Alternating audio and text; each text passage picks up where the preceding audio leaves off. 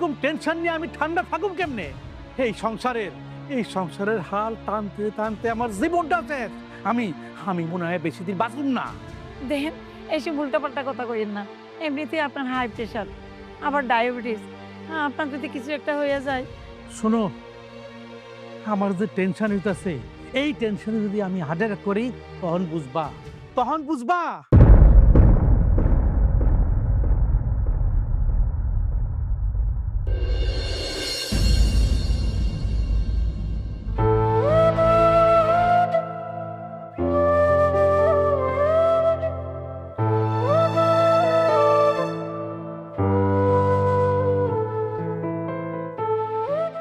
কিরে, ও তুই এনে বলিস?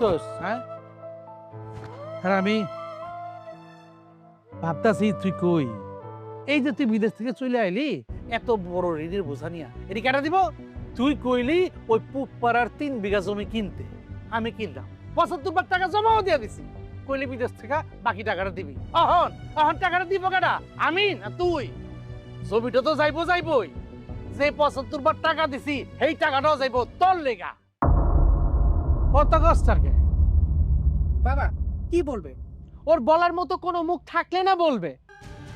তার সব সময় চিন্তা হলো নিজের নিয়ে, আমাদের কারোর প্রতি কোনো চিন্তা ভাবনা নাই। যদি চিন্তা থাকতো তাইলে একটাবার ছোট ভাইয়ের কথাটা চিন্তা করতো। 4টা বছর কত কষ্ট করে ইঞ্জিনিয়ারিং পড়াশোনাটা করছি। আর একটা বছর বললেও ভুল হবে, আর একটা সেমিস্টার যদি কমপ্লিট করতাম তাহলে আমার পুরো পড়ালেখাটা কমপ্লিট হয়ে যাবে। কিন্তু না, উনার এখনই বিদেশ থেকে আসা লাগলো, কারণ উনি বড় ভাই হিসাবে তো চাই না যে তার ছোট ভাই উচ্চ শিক্ষিত হোক, তার ছোট ভাইয়ের পড়ালেখাটা কমপ্লিট হোক। এটা চায় না। যদি চাইতো তাহলে এখন বিদেশ থেকে সে আসতো না।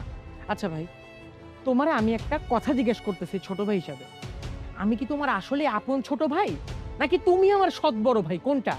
না মানে আপন যদি ছোট ভাই আমি তোমার হইতাম, তাহলে এরকম স্বার্থপরের মতো তো কাজ করতে পারতা না। আরে এই যে আমার বাবা, আমার আব্বা যান, উনি আমারে একটা নুরাবুজ দিয়াটিয়া যত সহায় সম্পত্তি আছে সবকিছু আমার অংশ সহ ভাইয়ার পিছনে খরচ করে বিদেশে পাঠাইছে। শেষে কি হলো? আমও গেল, সালাও গেল, কিছুই কেনা হইলো না। না এই যে এই পুপাড়ার জমিটা কেনা হইলো, না যেই জমি দিয়ে বেচা হইলো সেটার টাকা উঠলো, কিছুই হইলো না। তুই ঠিক কথা কইছিস বাজান। জীবনটা এখন অদিষ্ট লাগতাছে। এমন একটা পোলা জন্ম দিয়ে আসছে, না 10 জন্ম দিয়ে ভালো ছিল।